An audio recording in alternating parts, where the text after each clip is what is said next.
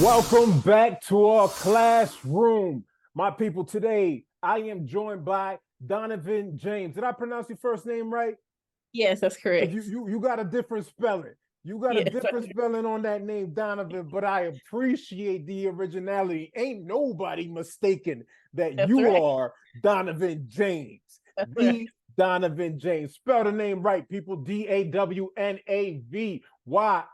That's right. That's different. And that's how we're doing this today. Dawnavyn is an early childhood, elementary, and Black history educator, emerging scholar, Black history research, all things Black, and what? Yeah, people, we setting the tone here. All Yes. right. She's given and led workshops promoting Black history instruction in early childhood and elementary classrooms. Dawnavyn is the author of Beyond February, teaching Black history any day, every day, all year long. Let's go. That's right. And Dawnavyn has centered her experiences teaching Black histories in elementary classrooms. Dawnavyn's currently pursuing a PhD at the University of Buffalo. Salute to you. And is a fellow at the Center for K-12 Black History and Racial Literacy Education. Excited to chop it up with you today. Thank you for being here. Thank you for inviting me. Thank you, thank you, thank you. Yes, yes. And listen, I I want to jump right in because your book, I mean, even off rip with the title, you're making a statement, right? Yes. This ain't gonna be a one-day thing. This ain't gonna be a 1 month thing. Right. We doing this all day, every day, all year long. And so that got me thinking about a topic I discussed last year with brother Babu Blakes. Shout out to Hip Hop Grew Up. And he asked me, what do you use? And so I want to ask you, why did you use the term Black history as opposed to African American history? Yeah. And shout out to Babu Blakes. He's so dope. So dope. Yes. So shout out to him. Um, when I think about Black history, I don't necessarily think about African American. And something I try to do in my book is to promote and also mention titles that aren't so African American centered. So I talk about Freedom Soup, which centers like the Haitian Revolution and that their New Year's Day. I make a list of book collection of African books that center Africa, like Nelson Mandela, Africa, Amazing Africa, just to show that Black history doesn't just belong to African Americans in America. And just lately in my research too, like I've been learning about Canadian Black history. And a couple of years ago, I learned that, in October in the UK, that's their Black History Month, not February. So just wanted to expand that idea that Black history is only for African Americans. Like Black history is everywhere. So that's why I wanted that to be part of the title. Gotcha. So you're looking at it from a diaspora approach. And I even right now, just listening to you, I just learned something because I didn't know that Black History for Canada was celebrated in October. I believe you just said October. In the UK, it's In the October. UK, excuse me, in the Yeah. UK. All right. Shout out to all Black folks in the UK because we in October. We in October. So hopefully they're embracing and celebrating also. All right. What's the metaphor that you would use for your book? Ooh, I the metaphor we use for Beyond February is a map. I like maps and I love how like you don't have to look at the entire map to get to where you're going. And I believe that Beyond February will be that for educators. You don't have to read it front to back, but it's something that you can open and look for your destination, get there, close it, and come back and find another destination to get to. So I would say Beyond February is a map. Are you more of a Google Maps person? Or are you Waze? Or you Maps? I use not it's not Google Maps.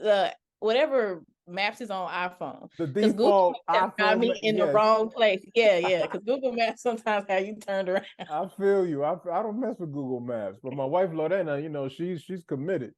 I'm like, no, we ain't doing that. You know, I like the metaphor of a map because when I was working through your book, I felt like you broke it down in ways that I could digest it. You chunked it. I was able to take that and think like, all right, if I was using this with my daughter, or my son, who we home educate, because she's in third grade and he's a kindergarten. Actually, this is perfect. Definitely gonna use your book with my kids. I love it.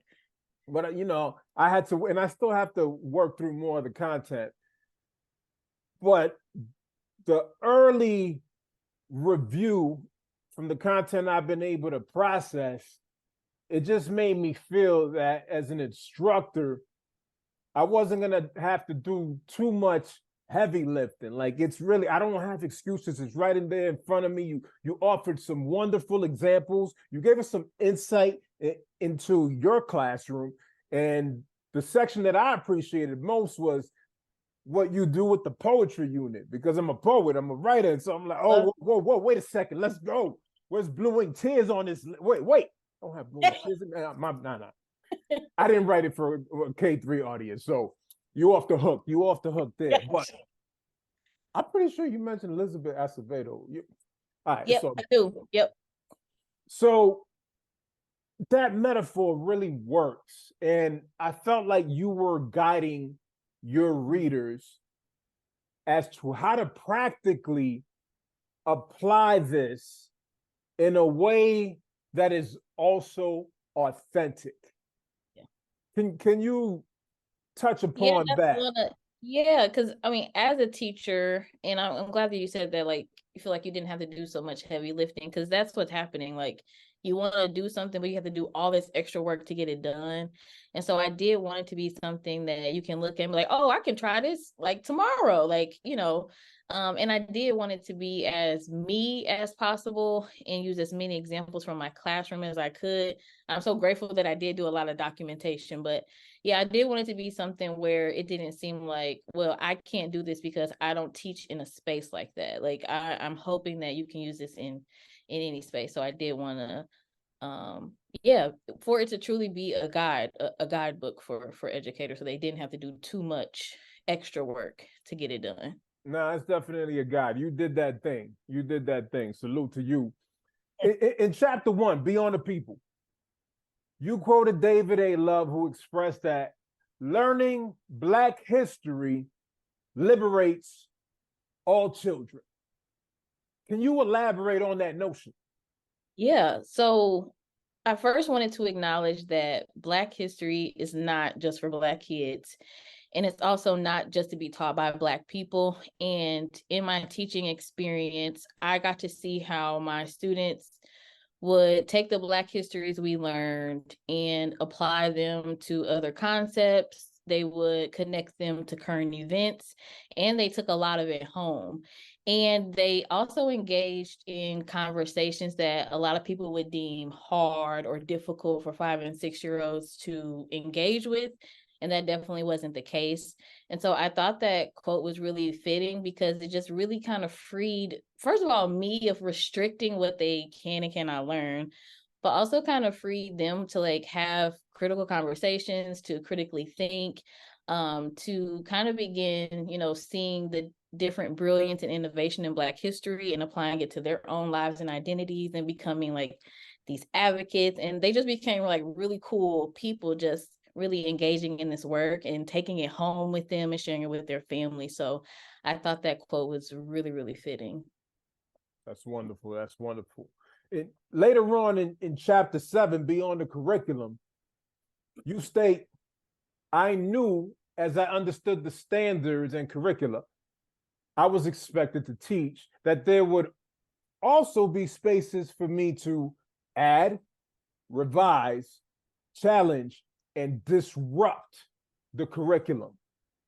What are 3 ways in which educators can disrupt the curriculum? Yeah, so my top way is always pushing in picture books. Sometimes like you'll get a curriculum or You'll have the learning objective and standard, and they'll list books for you, but oftentimes there's not books listed. And I know as teachers, like, we already often know what we want to do with something. Like, you read something like, oh, this would be really cool. So when you think about, looking at the curriculum, you're like, I know a really good book that would go with this, whether it's listed or not, like, push that book in and teach it to your students.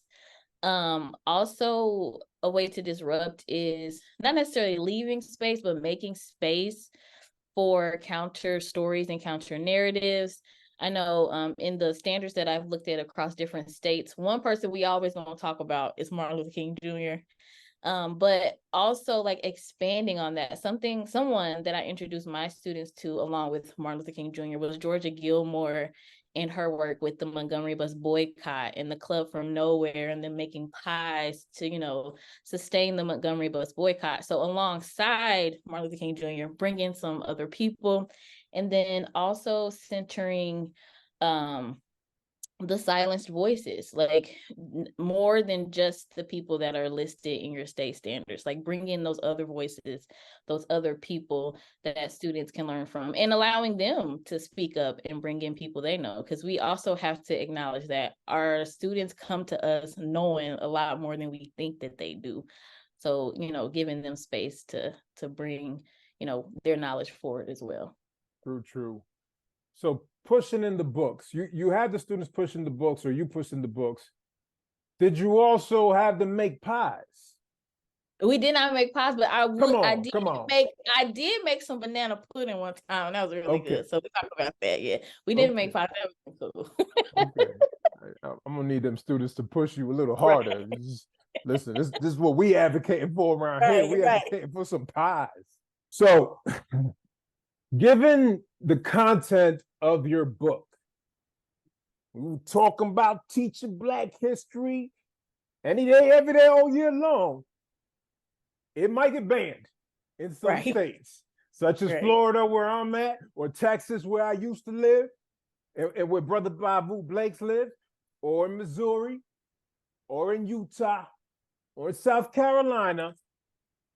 What advice can you offer educators in those states in regards to how to implement your book to disrupt the curriculum?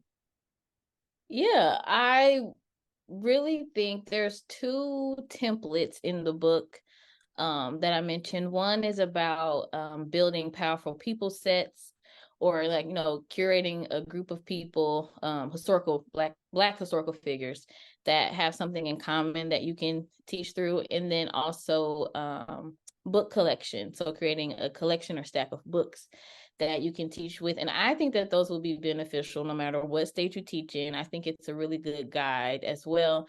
But I also hope to show from Beyond February that all that I did wasn't, like, random. Like, I didn't just charge into the classroom and was like, I'm only teaching Black history and that's it.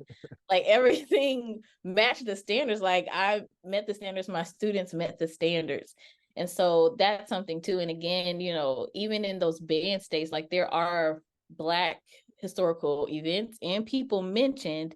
And so really using Beyond February to expand a little bit on that is my advice. I'm glad you mentioned that you worked the standards in there, because one of the questions I was considering asking was related to the standards, but we only have so much time.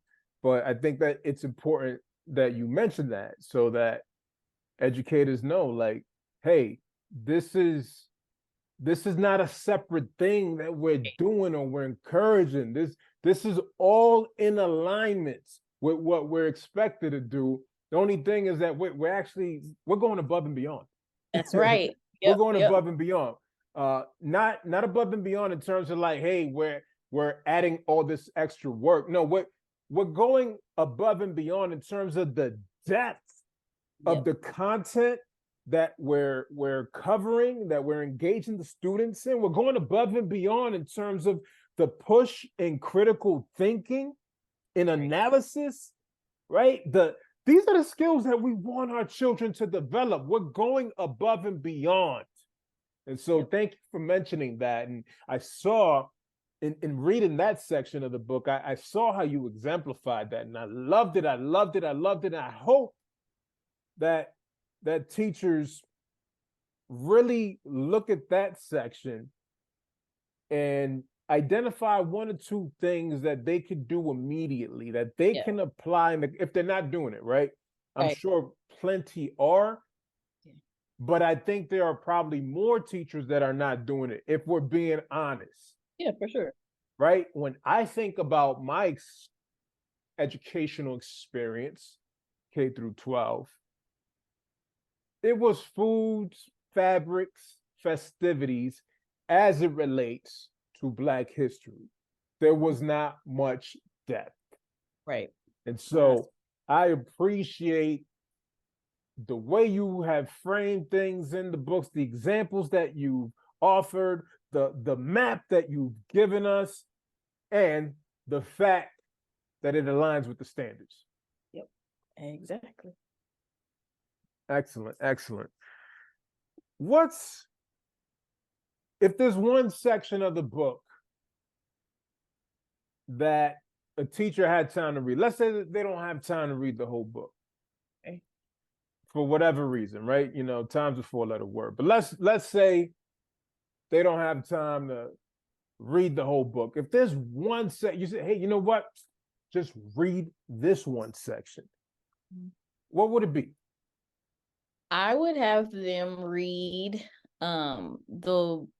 I guess it's in chapter 2, I think, Beyond the Books, so they can read the whole chapter. But if not, I want teachers to read the way that I break down picture books. So in the book, I talk about the book Moses, written by Carol Boston Weatherford, and it talks about Harriet Tubman.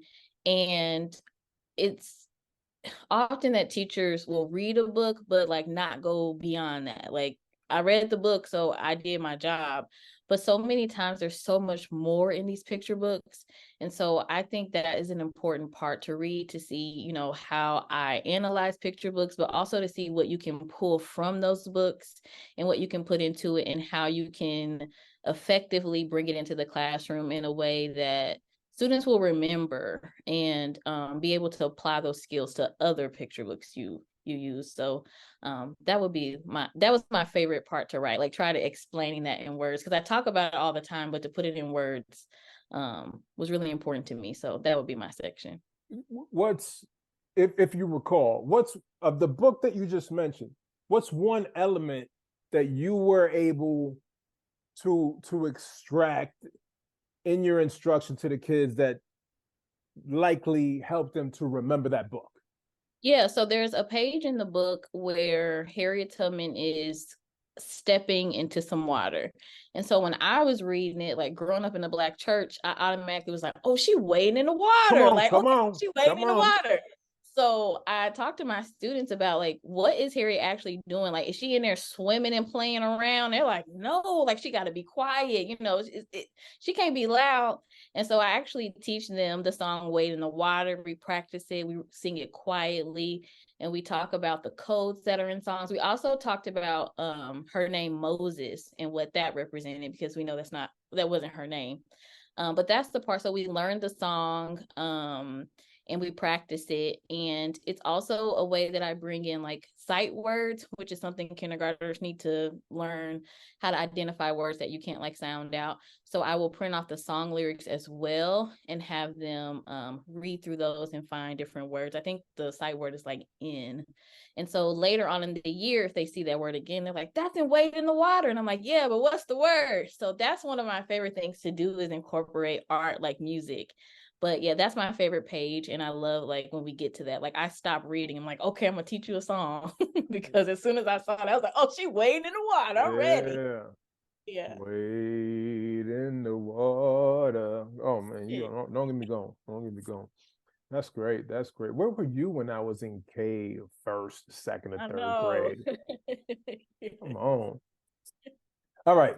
If you had an opportunity to have lunch with any Black historical figure, dead or alive, who would it be and why?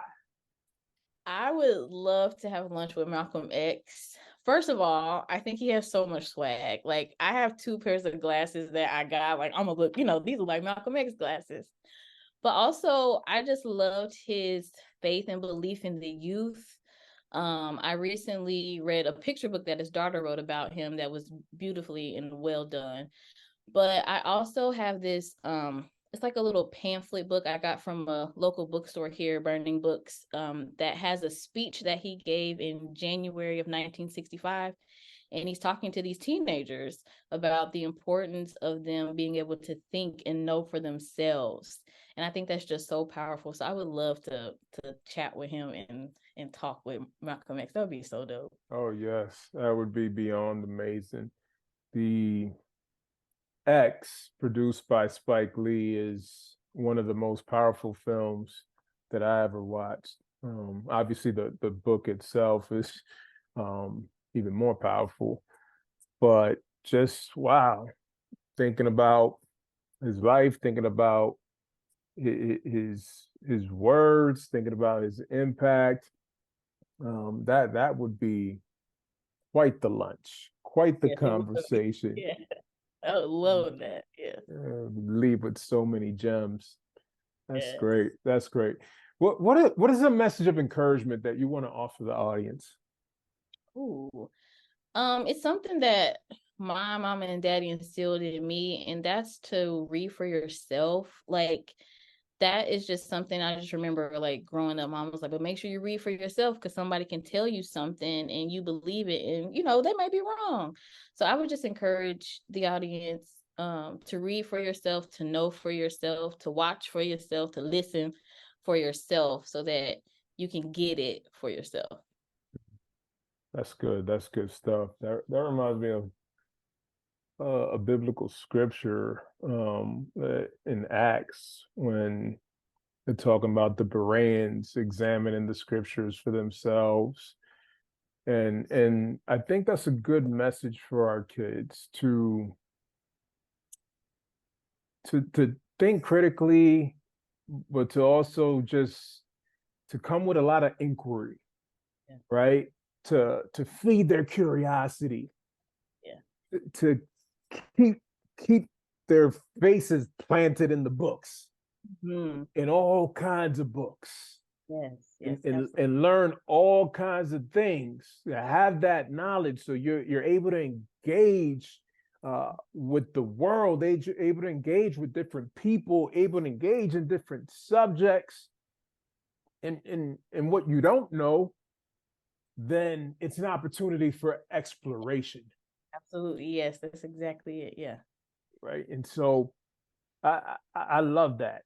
I love the notion of leading with curiosity and fostering that curiosity, and I'm hopeful that readers will bring that same energy as it relates to Beyond February. We should be curious as to why it is that folks like us are constantly advocating for teaching Black history in all classrooms and beyond the classroom spaces. But we're Right. talking about classrooms, right? We're talking about our K-12 education system. Teaching Black history any day, every day, all year long. That's it. Come with that energy. Come with that energy. And just as you stated earlier, also be open and willing to experience that our children are going to make all types of other connections to other people groups and other cultures, that is just going to enrich their learning experiences and the dialogue, and hopefully enrich the relationships, better the community. Yep, that's exactly it. Well, Dawnavyn, keep pressing forward in all that you're doing. Much respect and salute to you and your efforts in your PhD program at the University of Buffalo. Encouraged by your work. Love the graphics, the illustrations in your book. Oh yes, those are my favorite. Yes, yes. It really works for the K-3 classroom, you know. Yes. Most of my experience is working with middle and high school, but I do have some experience having worked in a Montessori school that was a startup. It was pre-K3 through third grade when we started and built it out to sixth grade. And so I have some experience being around the littles.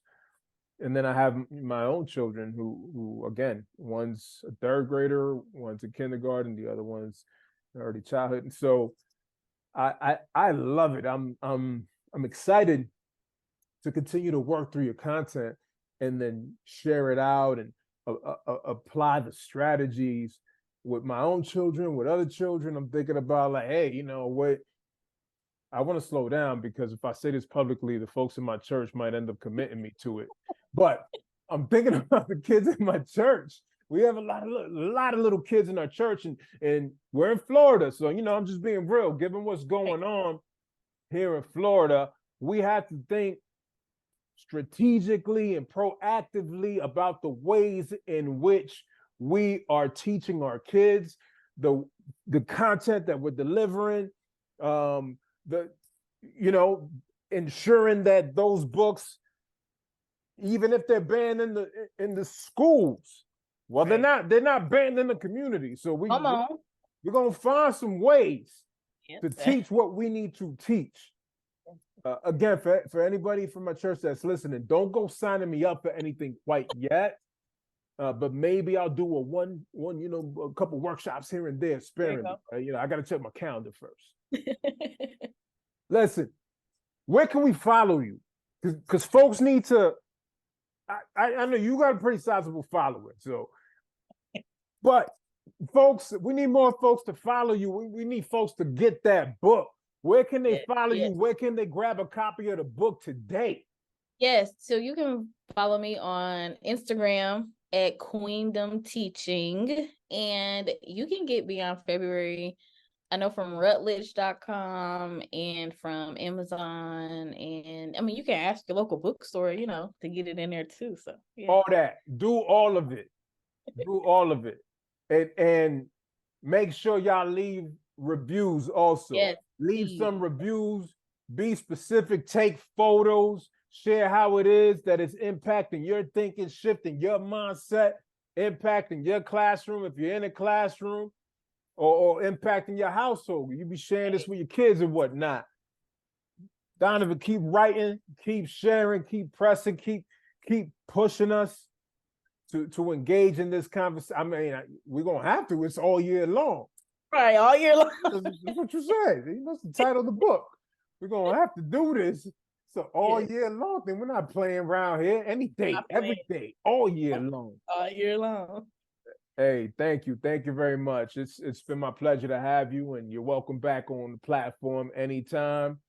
I know there's a lot we could have got into, more questions I could have asked based on all the content that you shared in the book. And so as I continue to dig deeper, don't be surprised if I circle back and like, hey, we need to have a part 2.